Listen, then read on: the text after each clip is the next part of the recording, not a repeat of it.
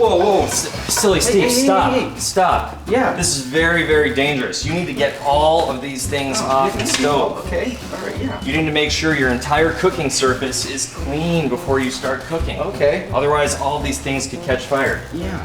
Cool, can we use the oven instead? I got a hankering for some fajita. Well, let's check it out. We gotta make sure it's clean. Oh, yeah, well there's Steve, stuff come in on, there. come on. Some banana These bread. do not belong in the oven.